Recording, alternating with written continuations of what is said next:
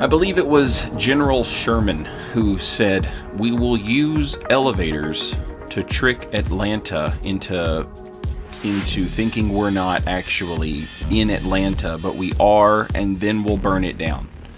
And General Sherman was right. Now, I like to take those words of wisdom there, and I like to apply them to invasions in Elden Ring. That's right. It's Saint Riot. I'm coming at you again with another session of Elden Ring PvP.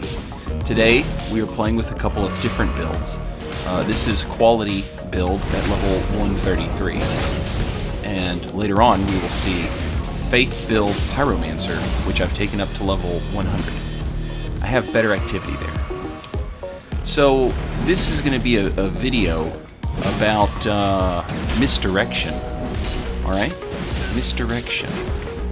And what is misdirection? Misdirection is basically like tricking people into thinking you're doing one thing, but you're actually doing another, right? It's misdirection.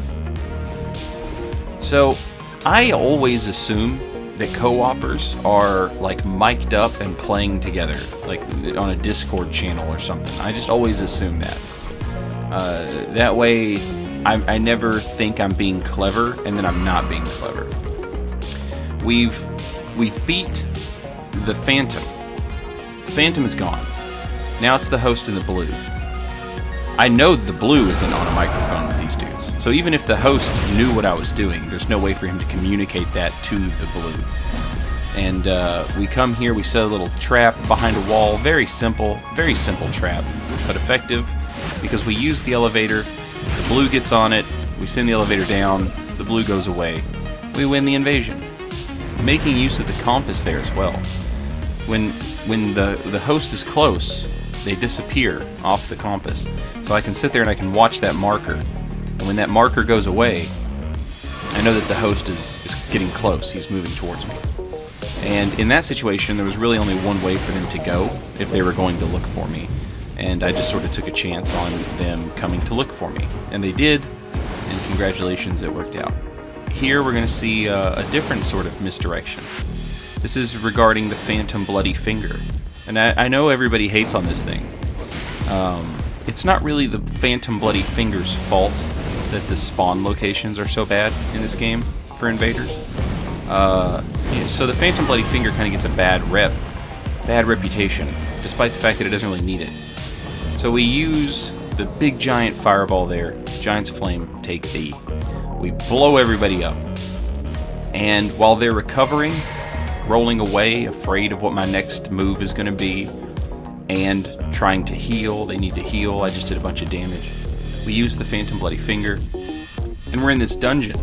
Now, a dungeon doesn't really have bad spawn points, as long as they haven't opened the door to the boss yet. If they've opened the door to the boss, then you don't want to be teleported way down deep into the dungeon. But we had already seen the boss door was closed, so they're going to have to play through this dungeon, right? So we use the Phantom Bloody Finger, we get away for a minute, we let them see us, we want them to be like, oh, there he is, and they come chasing us onto the elevator. That guy had no poise at all, so Straight Sword was able to stun lock him until gravity did the rest for us. Elevator Covenant. Jesus. Now that he's taken care of, it's a simple matter of getting back as quickly as possible and fighting the host. Because if we waste too much time, like I assume everyone is on Discord together. So if we waste too much time, he's just going to summon his buddy back, or a blue is going to show up. So we have to be quick now. This is an invader's biggest weakness, actually. You have to be the aggressive one, because you can't give them time. If you give them time, that just gives them the opportunity to summon more people, have more friends. And that's the last thing we want. So, pretty nice finish here. Brought to you by the Phantom Bloody Finger and the power of General Sherman's Misdirection. And we used fire, because Atlanta and General Sherman. That's poetry. That's cinema. I'm Saint Riot. Later, y'all.